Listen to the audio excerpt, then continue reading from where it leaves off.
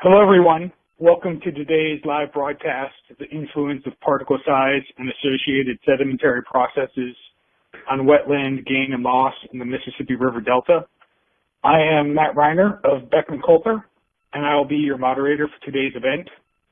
Today's webcast is sponsored by Beckman Kolker. We are a leader in laboratory instrumentation globally. Before we start, there's a few instructions. We want to hear from you during this interactive broadcast, so please ask questions or leave us a comment. Answers welcome too. You can do this by hitting the green Q&A button on the lower left of the presentation window and typing in your comments and questions. We'll try to get to as many as we can, and we'll follow up if we don't have time today. If you want a better look at the slides, you can enlarge the slide window by clicking on the screen icon in the lower right-hand corner of the slide window. If you can't hear or see this presentation properly, please let us know by clicking on the support button on the top right or use the Q&A button. We'll make sure to resolve any issues. Now let's get right to today's presentation. We are proud to present Dr. Alexander Kolker from the Louisiana University's Marine Consortium. Dr. Kolker received his BS at UC Santa Cruz, a master's and PhD in marine and atmospheric science at State University of New York, Stony Brook. Then he served on Tulane, a research faculty member, and accepted a permanent position at Louisiana Marine Consortium. He still teaches at Tulane, and he's put together a really exciting talk for us today. So I'm going to turn it right over to Dr. Kolker, and I'll return at the end to take your Q&A.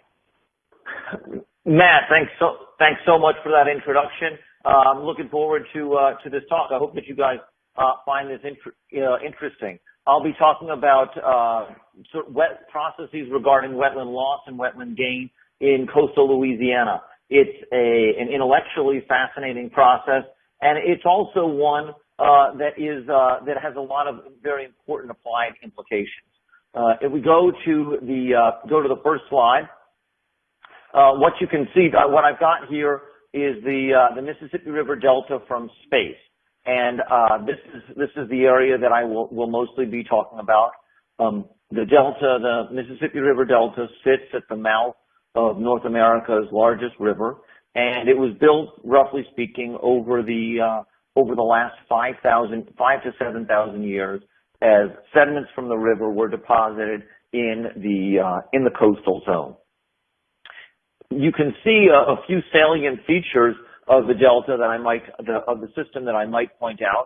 So, for example, we've got the Mississippi River right here, which is the main stem of the Mississippi River. You can see the city of New Orleans. The city of New Orleans would be located right here. You can see the mouth of the Mississippi River, which is marked as the Bird's Foot Delta, and you can see the Wax Lake and the Atchafalaya River Delta. Another feature that you can see is between the Mississippi, you can see the old lobes of the Mississippi River. As I'll point out in just a second, the river switches course roughly speaking, every 1,000 years. You can see the old river courses of the Mississippi River. So, for example, this right here is Bayou Lafourche, which was, Lafourche is French for the fork. It was a fork off the Mississippi River, and this was actually the main course of the Mississippi River until about 500 years ago. You can see other bayous. For example, this would be Bayou Teche, which was about 2,000 years ago, a course of the Mississippi River. Between that, we've got large interdistributary bays, let's say, for example, Terrebonne Bay and Barataria Bay right here. Another interesting feature about the system is that the river, for the most part, no longer flows through its delta. There are a series of levees along the Mississippi River, and that largely prevents overland flow. The only places where the river actually reaches the ocean are at the mouth of the river by the Bird's Foot Delta, at the mouth of the Wax Lake and the Atchafalaya River Delta, and periodically when a flood control structure called the Bonacary Spillway is open.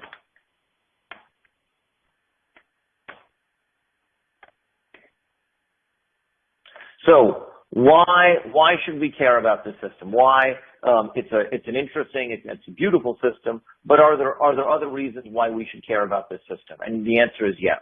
And that's in large part, it's economically one of the most important coastal areas in the United States. The ports of New Orleans and South Louisiana account for something like $150 billion a year in commerce. Louisiana Gulf Coast accounts for about a third of the nation's oil infrastructure, about a third of the nation's seafood production.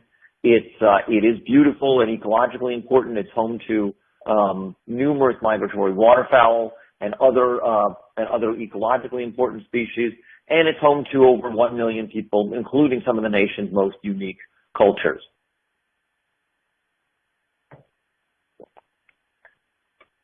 Like I said, the system was formed over the last 5,000 years, and the short story of how this system is built is that when the river is close to an area, it brings in sediments and fresh water, and that material gets deposited in the coastal zone. And then eventually the system will grade, it will build up, and it will become so high that the channel configuration becomes unstable, and the channel switches elsewhere. This is basically how the landscape was formed, and it is one of the great sedimentary features of the Earth today, of the modern Earth. And so you can see each number here corresponds to a different time lobe of the Mississippi Delta Formation. It's also a really, really big system. So we've got here just the average discharge of the Mississippi River compared to other distributaries and other systems that people might have heard from. So on average, the lowermost Mississippi delivers something on the order of 17,000 cubic meters per second. If you compare that to systems that people might be familiar with, like the Potomac and the Hudson, it absolutely dwarfs it. I've got here a few systems that you might not have heard of, just called, so for example, Baptiste Colette, right here. I only put that in there that this is one of the offshoots of the Mississippi River near the Bird's Foot. I put that in there because it's a system that most of you have probably not ever heard of, and you can see that it is substantially larger than systems that I would have expected you to hear of, like the Potomac and the Hudson and the Colorado. So a very, very large system. On average, if you look at it during flood, it is completely dwarfed system. So if you're thinking about things like particle transport, sediment transport, etc., you have to be thinking about the flow of water and the volume of water in the system and the capacity for this water to move sediment. It is quite substantial. The other thing that I think that is important about this system is that the area has lost a tremendous amount of land. It's lost something on the order of 1,900 square miles, about 4,500 square kilometers over the past century. People often talk about that in terms of a football field per hour or a football field per unit time. It's really remarkable. It's enough land that if all that land loss was concentrated in the state of Delaware, we'd have 49 states in the U.S. rather than 50. So it's really, really quite substantial. And given the importance of the Delta to the rest of the United States, the importance of the Delta to the rest of the United States in terms of transportation and commerce and infrastructure, seafood production, and ecological value, this land loss is not trivial, and it's not simply academic. It's a major issue of practical importance. Why are we losing land? I think many of you have probably heard of this. There are a lot of reasons.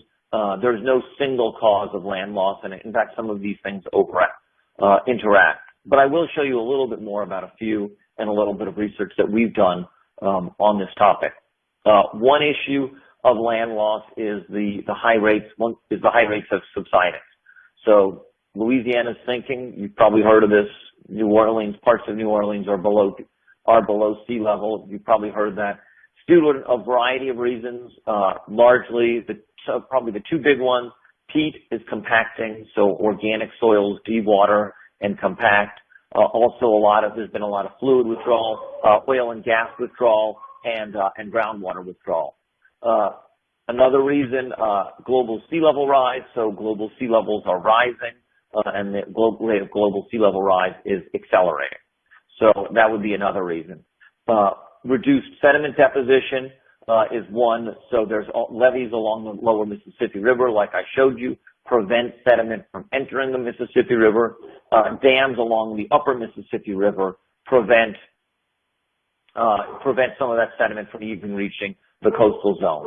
There's been a lot of canals constructed in the region for oil and gas activity and navigation. So that's a cause of land loss. There's been a lot of hurricane activity, and there's been a lot of eutrophication. There's a lot of nutrients that have been added to the system, and that changes the plant community. One interesting thing that is not a major cause of land loss in the lower Mississippi River is the loss of sediment offshore. For a long time, people may have heard this, that it looked like there was a lot of sediment being lost offshore. And indeed, if you were to look at a slide like this, you might be forgiven for thinking that. So, for example, if you look at these areas, you can see major sediment plumes into areas that are 20 meters deep or deeper. So one might think that a lot of sediment is being lost offshore. It turns out that is actually not the case. It turns out that there is some sediment lost offshore, but if you do a mass balance of the system, only less than a third of the material that passes by Baton Rouge is transported to Southwest Pass, which is this one.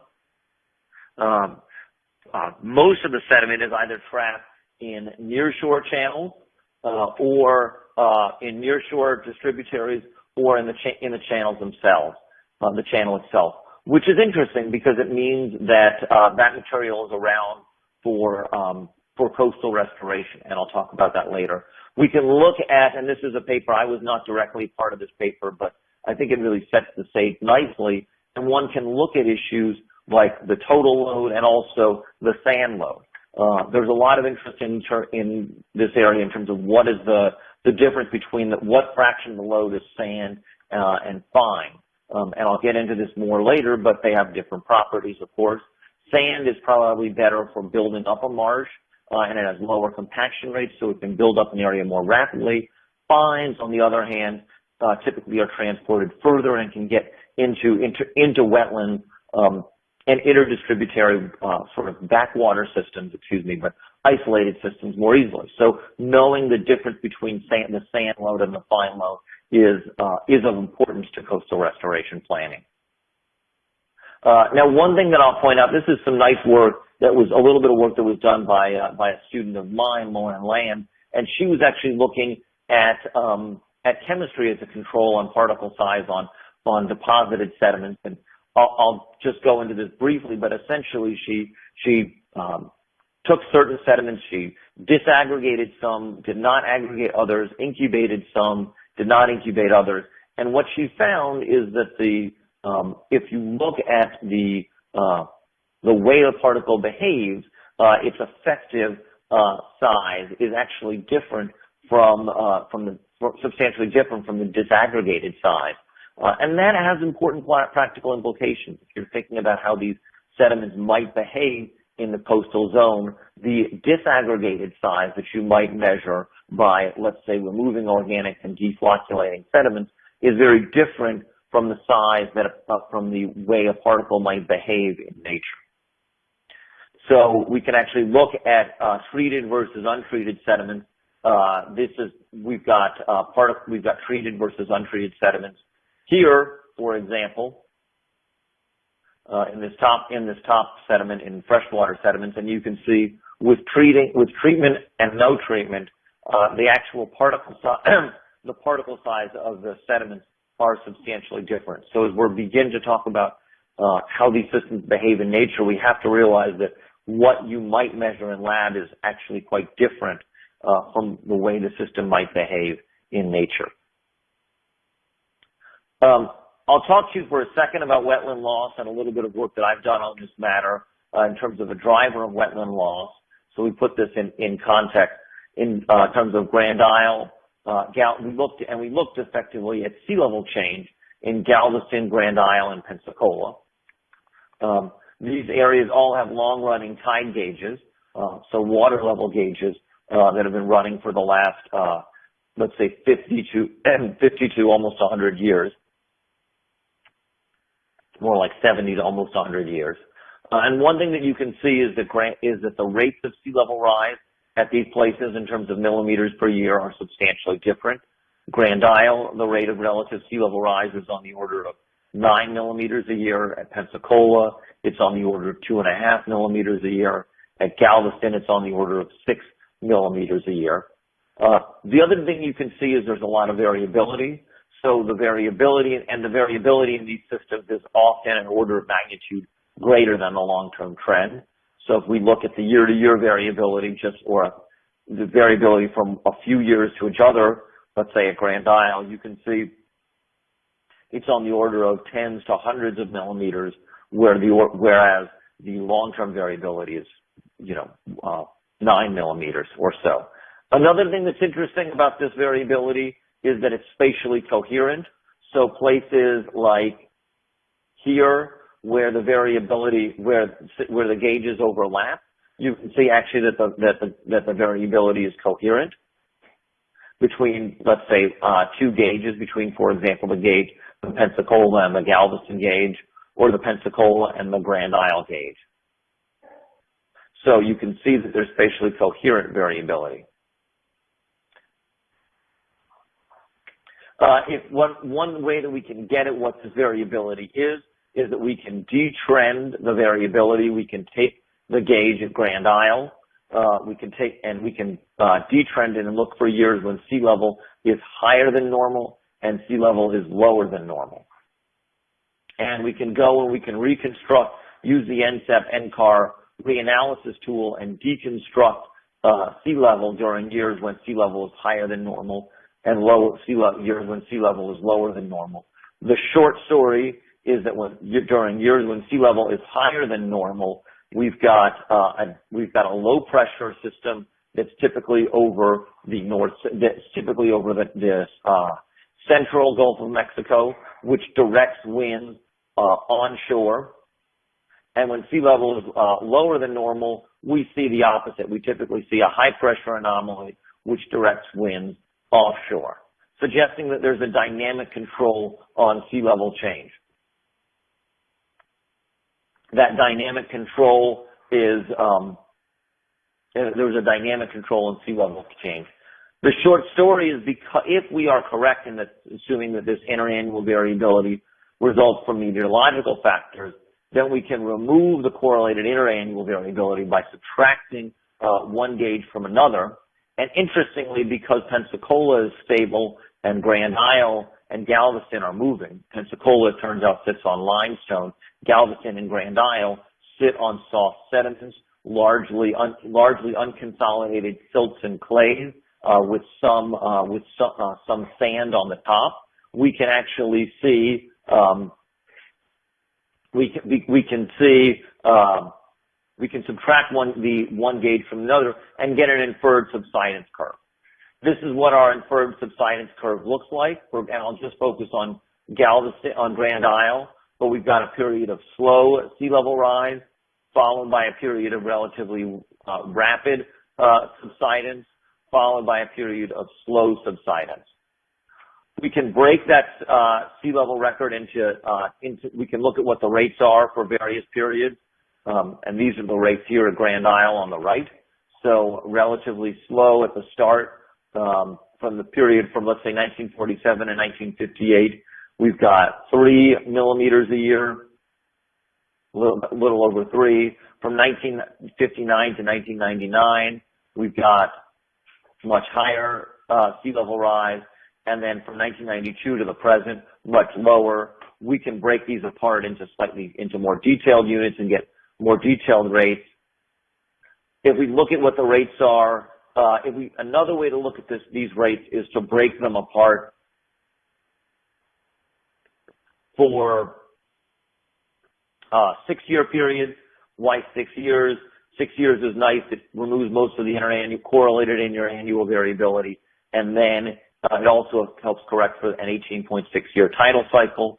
We can see inferred subsidence rates that go up, that accelerate at the from the 1940s to the 1970s and then drop off.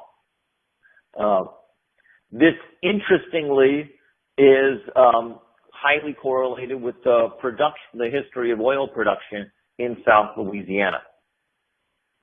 And so as oil production rates accelerated, so did subsidence rates. As oil production rates go down, so did subsidence rates. That suggests that fluid withdrawal is a major control on subsidence. So a very interesting surface to subsurface connection. And as we think about issues like particle size, we have to think about what is the oil geologists think about all of this at the same regularly, but what are the reservoir characteristics? What are the sedimentary characteristics of the material above? How does pulling out oil and gas change the orientation of the particles and lead to subsidence? So there is a very important particle size control on this related to the oil and gas control, the fluid withdrawal control.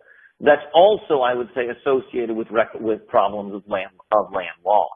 So we've got here land loss in the Barataria Basin. This is one of those large interdistributary basins in black, and its correlation with subsidence in blue. What we suggest here is that as subsidence rates go up, so did land loss.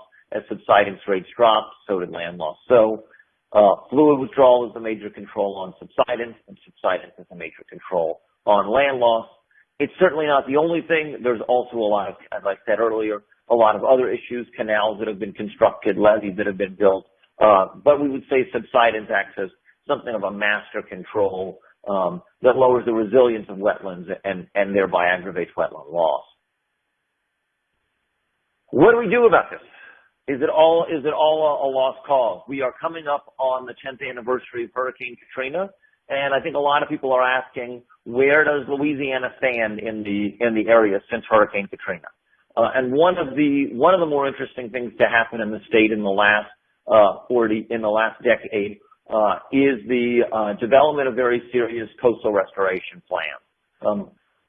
And one of the plans call for a lot of things. They call for strengthening levees. They call for pumping sediment out of the Mississippi River and directly building wetlands. And they also call for partially diverting the flow of the Mississippi River. What I've got here in black are all of the areas where the state's master plan calls for effectively cutting strategic holes in the river levees and letting it flow something close to its natural course. At the beginning of this talk, I told you that the whole area, that all of coastal Louisiana was built by the river depositing sediments in the coastal zone. If we return to this, the idea is to do something similar, to cut crevasses in the levees in strategic locations and to allow the river to flow something close to its natural course and build land. There's a big question about whether or not this can be done and how feasible it is, and it's a fascinating scientific problem to work on. How much land can we build? If you look at strategies of restoration if you look at other crevasses that were cut in the river over the last century, you can see that these crevasses often build something on the order of a few hundred square kilometers worth of land over a time scale of less than a century. That's order of magnitude, the scale of the system that we're looking at. As a scientist, we can study some of these areas that are analogous to the kind of river diversions that are proposed by the state and many scientists. And if you can look, for example, I'll just point out a few. There's the West Bay diversion at the mouth of the Mississippi River. There's the Carnarvon and Davis Pond diversion, which are near New Orleans. Those are relatively small. There's artificial features in the Bird's Foot. So if you look, for example, at this area, there's a lot of, and we'll zoom in closer to that in just a few minutes. There's a lot of there's a lot of areas that are in there that with active channels that are analogous to the kind to diversion-like settings.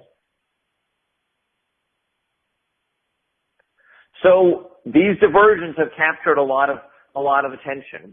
There are, I would say, a number of trade-offs associated with them. Why should people build these, and why might they not? The advantage of them, they are capable of transporting large quantities of sediments to receiving basins. So they are an effective way to move sediment.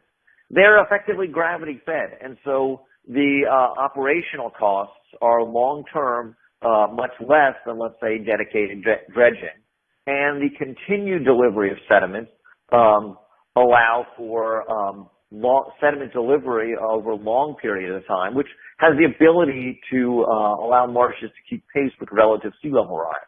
So if you are, as sea level rises, for a marsh to persist in the face of sea level rise, new material must always be deposited on that marsh surface. And if you have an open flow of water and sediment, the marsh will have an easier time keeping pace with sea level rise. On the other hand, there are some other issues.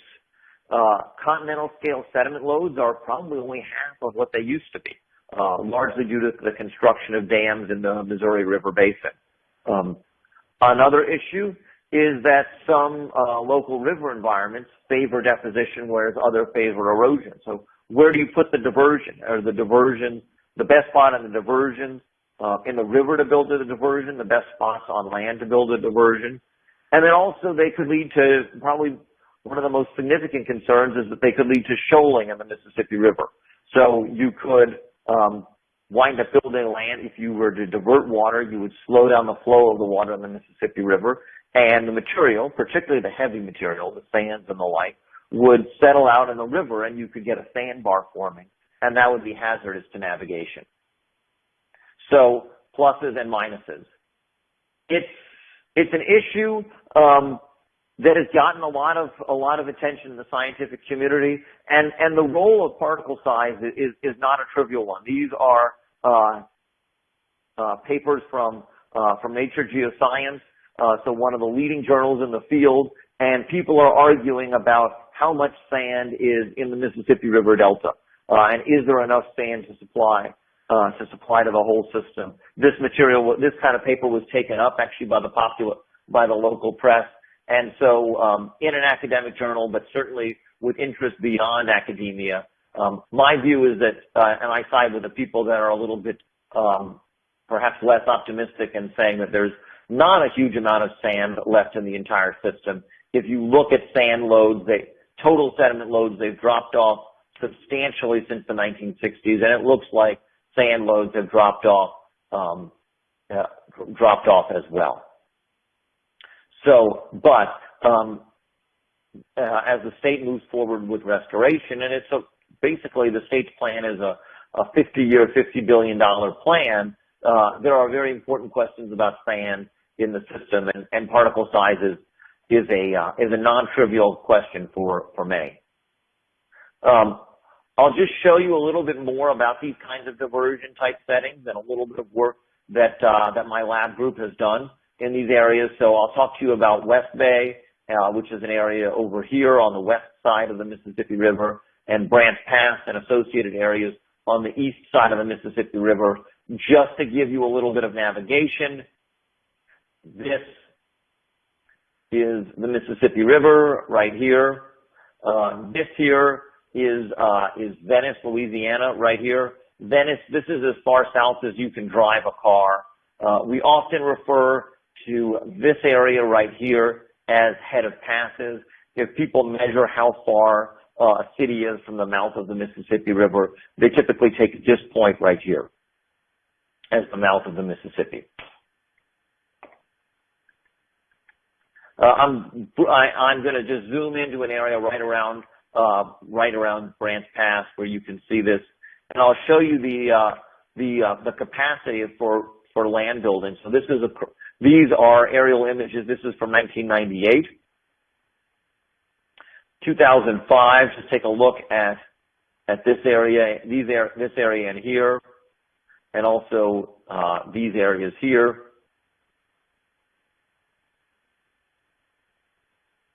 So take a look at these areas, and as we move forward over time, you can see the marshes are filling in and expanding. And this is effectively the process, the same process that the river diversion plans want to take hold of. So it's possible, if properly managed, to build land over a short time scale. We did some work looking at one of these crevasses. This was work that was largely done by a master's student, Chris Esposito, that I had the pleasure of working with, and I sat on his committee. He did some work in the Branch Pass splay, ran some ADCP data, so acoustic current Doppler profile, to look at flux and velocities and discharge across the river. Interestingly, he found that if you go from here to here, let me pull up the whiteboard. If you go from here to here to here, so I believe the last one was, I think it was this one was the last, to here is the last one. And you look at the velocities, the flux drops substantially as you go down this channel. So the flux drops as you go by almost an order of magnitude, from 2,700 meters per second to on the order of 260 cubic meters per second. But the velocities, the 90% velocities, basically don't change. Look, at the start of the system, the 90% velocity is something on the order of 1 meter per second, 104 centimeters per second. As you're down at the very bottom, you see the 90% velocity at 110 meters per second. So perhaps the flow is even accelerating, maybe slightly. The threshold for sand transport is something on the order of 20 centimeters per second. And so one thing that's interesting about this is that the system is capable of transporting sand 6 kilometers inland. This has a lot of practical importance, as I'll talk to you as I'll tell you more in just a second. Like I said, these marshes must keep pace. So the marshes must keep pace with sea level rise. This graph is just just to show you what the rates of relative sea level rise in the area are. They're tremendous. They're on the order of a few centimeters a year. So just to briefly show you that. But if we look at some of the sedimentary features in here, so one thing we've got, I'll just show you here. If we look first at this slide, what we've got is the amount of deposition, which Chris just color coded in. Red is no deposition, green is 2 centimeters worth of deposition, and blue is up to 3 centimeters worth of deposition. We measured sediment deposition by using beryllium-7, which is a naturally occurring particle reactive radionuclide that typically sticks to fine-grained sediments. And what we found is that on the outside is that sediment deposition in many areas that was up to 3 centimeters worth of deposition, with the greatest amount of deposition occurring on the outside of the bar rather than on the inside of the bar. That's one finding. He was also able to look at we were able to look at the properties of sediments that were deposited. So, for example, we could look at, we took a series of X-radiographs. These X-radiographs, so X-ray X-rays are just like, and we can X-ray sediments just like you can X-ray your bones. If you X-ray the sediments, light passes, X-rays pass through the dense sediments but make their way through. X-rays are stopped by the dense sediments, but they make their way through the less dense sediments. So it's a way of getting at the density of the sediment. And we can relate these graphs so we can look at the density of the sediment, and that's typically controlled by particle size and the amount of organic matter. And we can also look at particle size of various sediments, which we did with a laser diffraction particle size analyzer. And we can see that the particle size of sediments, and this is going from C4 to C6.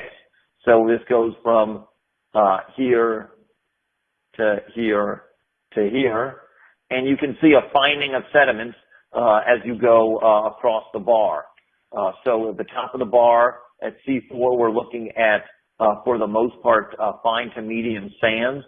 And as we move back on the back side of the bar, we're looking at silts and clays. So this tells us something about the environment, that what a depositional setting might look like. And Chris was able to put this in the context of a conceptual model of land building. And the idea is that as flow increases, so as the river rises with, for example, a spring flood, the river rises, you get sediment that's deposited on the top of the bar. The river then, as the river drops, we've got the system exposed, and you get sands and muds, you get vegetation building, and you get sands and muds deposited and preserved. So ultimately what you see is alternating patterns in the sedimentary record, is alternating patterns of sands and muds in this bar environment. And we can use this kind of conceptual model to help advance our understanding of how these systems form. And if we want to understand how these systems form, this is critical for restoring them. One small point that I just alluded to, Chris was able to show, interestingly, that sand was transported quite far in the system, which, is an important practical implication, because if you're interested in restoring marshes, using a diversion, you want that material to make it as far as possible. And he was able to show that sand was transported much further than a simple model might lead you to suspect. I'll talk for then a second about West Bay. This is kind of an interesting system. It's a crevasse that they've cut that was cut in the levee of the Mississippi River right here in about 2002 or 2003, with the hope of creating about 50,000 acres of land over a period of 40 years. Kind of an interesting system. So it was conceived of as an uncontrolled river diversion with the hope of creating about 40 square kilometers over a 20-year period. It was opened in the fall of 2003 to an additional depth of about 5.6 meters, with an initial flow of about 500 meters per second. Now the system is scoured. It is now down to a depth of, we were out there just a few weeks ago, it's now 90 feet deep, so almost 30 meters deep. So it's deepened substantially. Interestingly, there was, after the diversion was opened, there was a lot of shoaling that occurred in Pilot Town. So the formation of a lot of sandbars here. This is of great practical importance because this is the first anchorage for ships as they come out of the ocean. So it's a safe harbor for ships. So the formation of sandbars here is not trivial. Large ships effectively need the anchorage. And so the interaction between restoration and navigation is a concern for many. There was a thesis that looked at sediment deposition in the area in 2007, and it concluded that it would take about 15 years to build land in West Bay. We started studying the system in 2009, and we were just about to corroborate Anders' concluding regarding land formation, but events, just as we were publishing our paper, changed our view. And I'll tell you that in just a second. We looked at the system in 2009. We looked at sediment deposition rates with beryllium-7. Beryllium is a naturally occurring particle reactive radionuclide with a half-life of about 53 days. The dots are proportional to the amount of sediment that was deposited in the previous 53 days, and you can see that sediment deposition patterns roughly align with the pattern with images of sediment flow in the basin itself. And so suggesting that there is a strong river-driven transport of sediment in the system. Interestingly, the highest sediment deposition was actually found over here, outside of the quite far from the mouth of the diversion, which is up here. We can also look at excuse me about that. We can also look at actually, I'm just going to go to this slide for just a second. We can look at the particle size of the sediments that were deposited. We can look at the particle size of what was deposited here, and what we do see are sands being deposited closer to the diversion. So these dots are proportional to particle size. So we see certainly more coarse grain material closer to the diversion, and finer sediments on the eastern on the more distal flanks. So that does help us provide information that can be put into models. It does look like there's some flow down the center of the bay, so we can get a sense of the controls on the sedimentary properties in the system. We can take X-rays of these cores, and we can take longer cores, and we can take X-radiographs of these cores. And we can look at, we can use this to look at the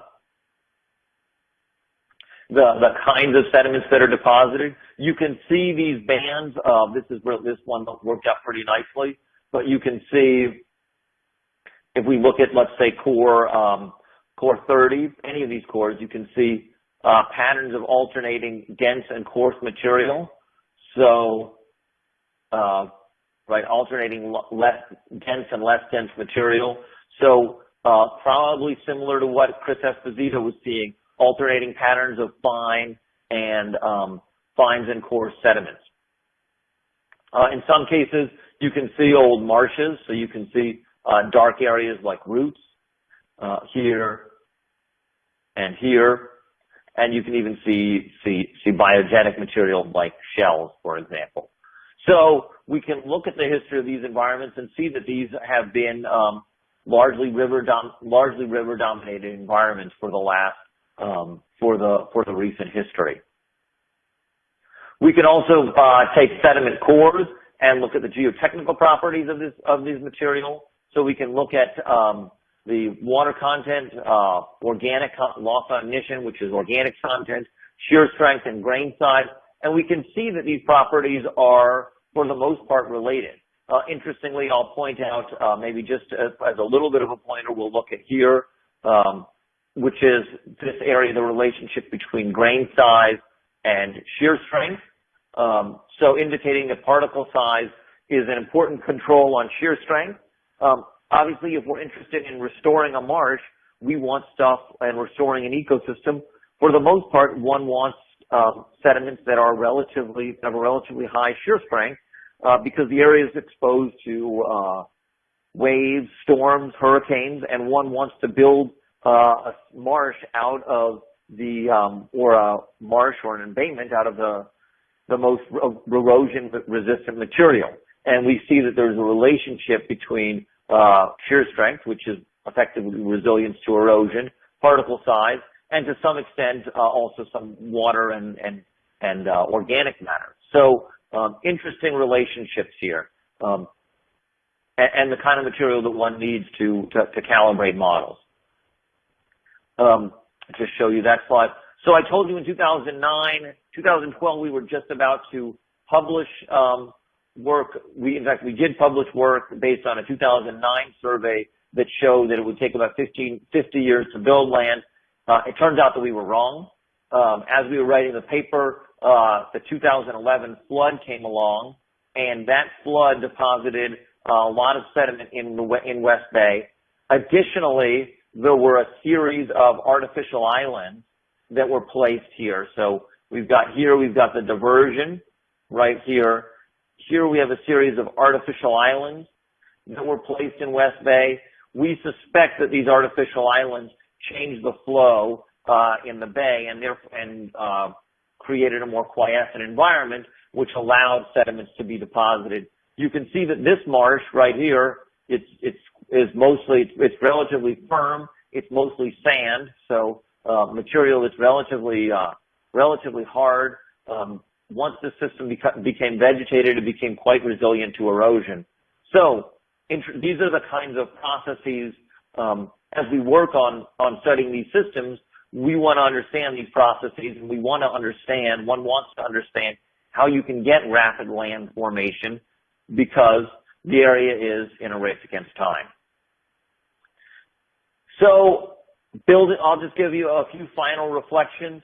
Building land in the Mississippi River Delta is really a balance between supply and demand. It's a balance finding a balance between the supply of sediment in the Mississippi River and the coastal zone and the demand for sediment in the wetlands.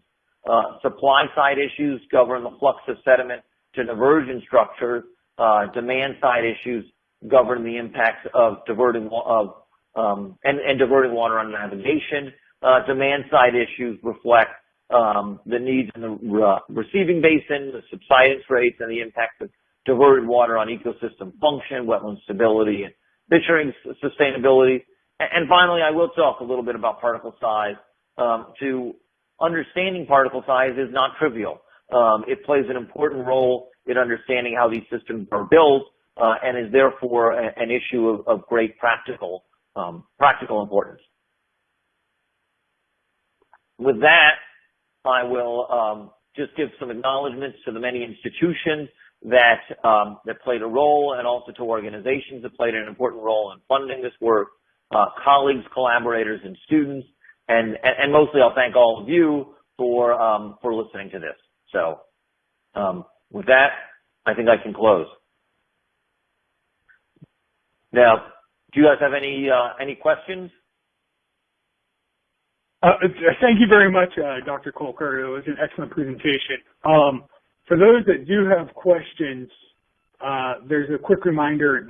You can click the green button on the lower left-hand corner of your screen and type in your questions, and I will be able to read them for Dr. Kolker. We'll get to as many as we can. I have a few questions for you to get the discussion started, Dr. Kolker. You talked quite a bit about a few different techniques, including X-radiographs and particle size analysis. Could you give us a brief overview of some of the other important techniques in your lab and how they've evolved over time? Since you've been in the field quite some time. Yeah. So we use a number of different techniques to look at sedimentary properties. So one, as I mentioned, is X-radiography. So we've got a portable X-radiograph system that's a digital X-ray. It works under the same properties like X-raying your bone. X-rays penetrate through material based on the density of the material. So different sediments have different densities, and we can use that to understand deposited material. Another tool that we use a lot of naturally occurring radioisotopes. So there are isotopes that there's a small background level of radiation in the environment, and there's micro differences in these levels of radioactivity, and we use that to understand sedimentary properties. Particularly, we are interested in sediments in radioisotopes that attach on to sediments, and that is generally fine-grained sediment. So we're looking at material, radioisotopes like beryllium that has a short half-life of 53 days, lead-210 that has a half-life of 20 years, and cesium-137, a bomb product that has a half-life of 30 years. All of these are good for reconstructing the history of the sedimentary environment, and they all, for the most part, prefer to attach on to fine-grained sediments. So those methods work great in muddy settings, maybe not so well in, let's say, like a beach or a barrier island kind of setting. Other tools that we use laser diffraction particle size analyzers. So we've got a Beckman Coulter LS13320. We've got one of those. That's very good for measuring particle sizes of samples that have been collected. And again, roughly speaking, on the order of about clay to sand size particles. We do use that for the record. We've also got we'll use in the field. We've sometimes deployed LIST, which are laser in situ scatterometers. Those systems, I didn't show you too much of the data. Chris used one a little bit in his work, but it's a field deploy unit which you can use, which will scatter light, and the amount of light scattering is proportional to the particle size. So so that's another way of looking at particle size. We use other more bulk techniques to look at, like shear vanes to look at shear strength, buckle furnaces to combust sediments, and we also partner with a lot of other labs that do either geochemistry or that look at the hydrodynamics. So the ADCP's work was done by, for example, by Chris's advisor, who's a physical oceanographer. Wow. So there's quite an array of tools that you bring to bear. It's very interesting from my perspective, since Beckman Coulter manufactures such tools. We're getting some questions in, and I'd like to read them. First, we have a question from, I'm going to mispronounce the name, Wilhelm Luhenapeti from Royal Haskoning. Excuse me if I butchered your name. He asks you, Dr. Kolker, on the slide of shear strength related function of grain size, can you elaborate on the one, the grain size? There are three curves, red, black, and red. Great. Very simple question. Very simple question. That's so the let me just make sure I give you this right. The black is the D50, the red is the D10 and the D90. Okay, thank you very much. We have another question from Blaise Pizzol. Dr. Kolker, do you have any studies that exist that track sediment longshore transport from West Bay diversion to the Plaquemines barrier island chain? Plaquemines? I have not looked at too much of what happens offshore in the West Bay area. One area that we have looked at that I just for this time did not speak about was offshore transport of sediment from out of the Atchafalaya River in the 2011 flood. So we did a lot of work looking at the sedimentary plume and where it went and how much sediment was transported during the 2011 flood on the Atchafalaya side. And we did look at that. That was a fascinating flood. It was one of the largest floods in the last 40 years. They opened up an additional water control structure and sent an enormous amount of water down the Atchafalaya River, and it pushed the short story about that during that flood was that flood that year, the 2011 flood, did not have any more sediment than any previous years, but the sediment transport was highly concentrated into just a few months, and that forced sediment far offshore. So basically, you had a bigger flood, you had higher velocities, and you put more material offshore into open water. The interesting thing in terms of a contrast between those two systems, the Atchafalaya system, all of that material was deposited in a relatively shallow shelf that was often just a few meters deep, or at least a lot of it was deposited in a shallow shelf that was just a few meters deep. On the Mississippi River side, anything that would make it out to sea would be deposited in a system that was substantially deeper. So I have a related question from my own interest. Have you noticed any effect in the sedimentary processes as a result of the BP oil spill in 2010? That's a great question. So there has been, and it's an interesting question. We were heavily involved in the spill when it happened, and then after that, I moved on to some of the other restoration questions. But you could see different things in different places. So, for example, in some mangroves that were heavily impacted by the spill in the very early stage, we could see a lot of erosion of sediment. So the roots, it was interesting, the roots stayed behind in one area, but you could see all the sediments had been washed out. In other areas that were hit by the spill, you could see, you would form tar balls and tar mats. So some marshes, one common feature that you would see is you'd almost get like a little crust on the surface of the marsh, like a crust that would be anywhere from a few millimeters to a few inches thick in places that were heavily impacted. There's also been talk about accelerated rates of erosion of the marsh in areas where there was the spill. So still evaluating all that, it sounds like. Yeah, still evaluating that. And yes, and there's there's an ongoing research effort, a large ongoing research effort to look at some of these issues. So we were. That's the short story. So I have another question from the audience from Wes Starr of Open Space Consultants. He wants to know: do the particles have a discernible upstream history or profile pointing to a source location? Great question. The answer is it would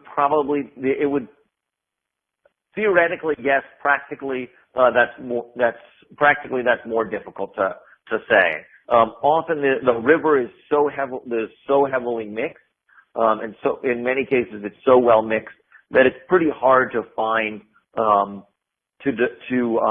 source material. I typically stayed away from that, thinking that it would be a difficult thing to do.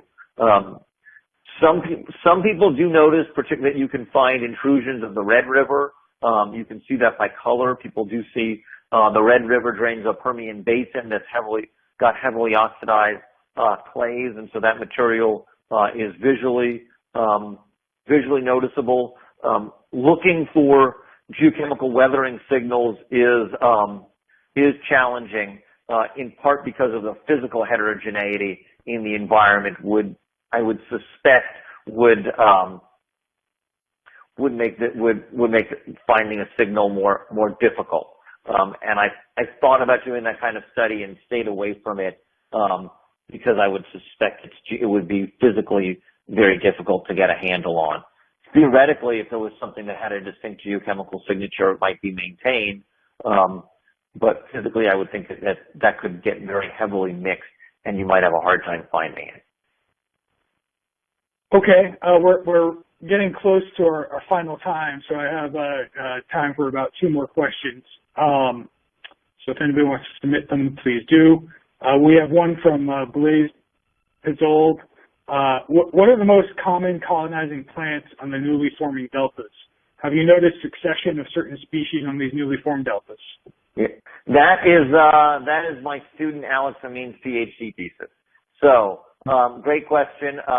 Hopefully he'll be done in a year, and we'll have a more complete answer to that. But there is a lot that's known. There is stuff that's known. That is often Phragmites. It depends on the ecosystem, but often Phragmites is an early colonizing plant. Some of the other colonizing plants often can be things like Sagittaria or Typha. The ecological succession one is an interesting one because there's probably a strong relationship between the ecology and the sedimentology. The elevation of the area determines its flooding frequency, which determines the plant community. The plants play an important role in trapping sediment. Trapping that sediment, then what plants are there affects the amount of sediment trapping, which affects the amount of sediment deposition, which then affects the vegetation that grows there. So there's a feedback.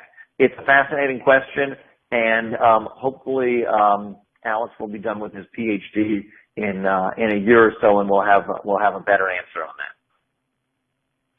Okay. So we have another question from C. Mailing Hamilton, excuse me. You mentioned that the sediment delivery has decreased historically by 1/2. Has the cyclic release of built-up sediments from the dam systems and Mississippi River competence been considered in providing a dedicated source of sediments for wetland restoration? You know, I think it depends on. That's a good question. I mean, I don't know what. I don't think it's ever been. I'm just talking off my own personal understanding. I don't think it's ever been seriously considered. I don't know. Certainly people have thought about it and said, you know, you will see bumper stickers around that say, please send us dirt. So I certainly one that people have thought about. How you would manage that would become have some practical questions, and I don't think that those discussions have gone all that far. It's certainly something people have thought of, but I don't think it's been the planning has been as serious as some of the plannings for releases of flood pulses in the Colorado. There's been a lot of interesting work on artificial flood pulses in the Colorado River, and I don't think that the level of planning for flood releases has gotten come to that level for the Mississippi-Missouri River system. Okay. Well, I think we can do one more question, and it's from Willem again. You know, what do you mean by percent loss on ignition? Great. So that's a proxy for organic content. Very simply, you stick the sediment in a muffle furnace for 6 hours, and you combust it at 550 degrees C. So, and everything that burns, you assume is organic. So it's a nice simple way of getting at. So if we've got an LOI of 20, that means 20% of the dry weight of sample combusted at 550 C, and we assume that that's pretty much that level. You're burning off pretty much all the organics, but not too much else. And we've done some testing to look at that, but it's a proxy for organic content. Thank you very much, Dr. Kolker. For additional questions, you know, we'll be able to follow up via email. So if you have them, please feel free to email us or type them into the Q&A button now. I'd like to thank Dr. Kolker as well as LabRoots for helping us organize this webinar, and of course all of our attendees for some great questions and interaction. As a reminder, today's webcast will be available for on-demand viewing for 6 months from today. You'll receive an email from us alerting you when it's available on demand and posted on labroots.com. You're welcome to forward this announcement to any colleagues who weren't able to join today. I want to thank you very much for logging in and participating in today's broadcast, and we hope to see you next time. So have a great day, and thank you very much for listening to our webinar. And thank you all for listening, and thanks, Matt, and all your coworkers for organizing this. Thank you. Thank you.